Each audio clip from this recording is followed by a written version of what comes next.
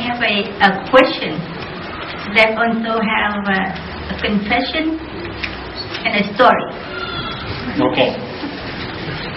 The story is, there is a monk, and it's not a Tibetan monk, so it's okay with you guys. It's a Vietnamese monk, so you can feel safe.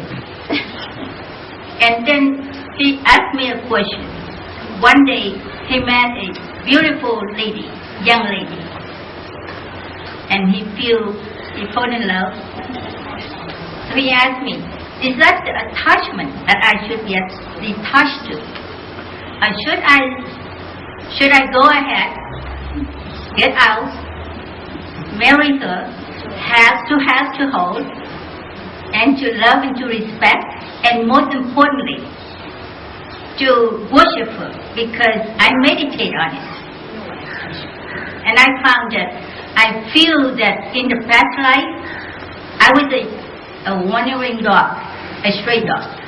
And she took me in, and she nourished me, and she gave me a beautiful life. And she also teaching me, so I become now, somehow, with my karma, I'm now a monk.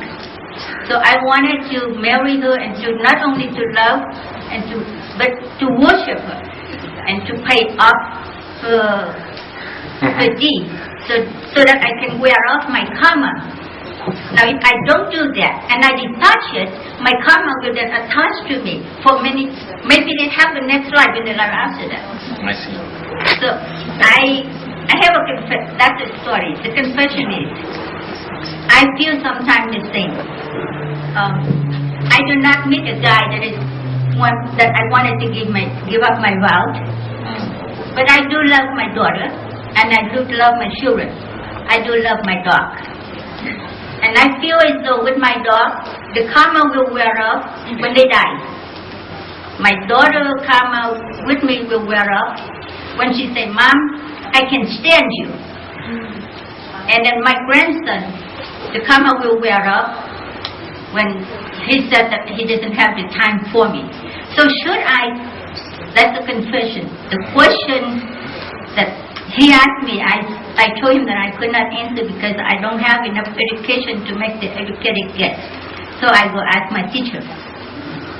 Should he marry the women, wear off his karma, or should he practice detachment, so that eventually? This actually, I can answer this, I guess, kind of relatively maybe easily, but you have actually opened up quite a big subject.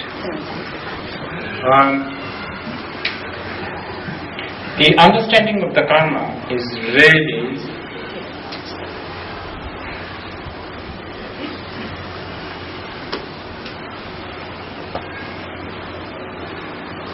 okay.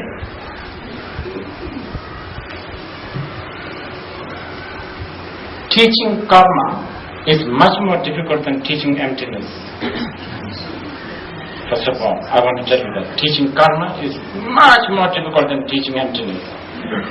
One, your story and your question is a very good example, because basically there are three religions, maybe broadly speaking. There's Buddhism, there's Jainism, and there's Hinduism that talks about karma. Now everybody is talking about karma, so much so that I think karma is now in the English Oxford Dictionary. But even the many Buddhist understanding of the karma, especially the way I hear from Southeast Asia, I'm hearing a very Hindu or Jain oriented interpretation. So this is quite an important subject what you are discussing, what you are bringing up, because in Buddhism, because the way your question is a very important question, because your question is indicating that karma is fixed. aware of. Remember? Karma. In order to experience, you create a cause and condition, then you have to go through that experience. Otherwise, there is no way out. Then you are stuck with it, basically. You understand what I'm saying? So you have to go through that consequences. Now this is more of a Hindu, and not all Hindus, by the way. I think certain schools of Hindus, certain schools of Jainism, I think they talk like that. In Buddhism, and especially in Mahayana Buddhism, it's absolutely not true.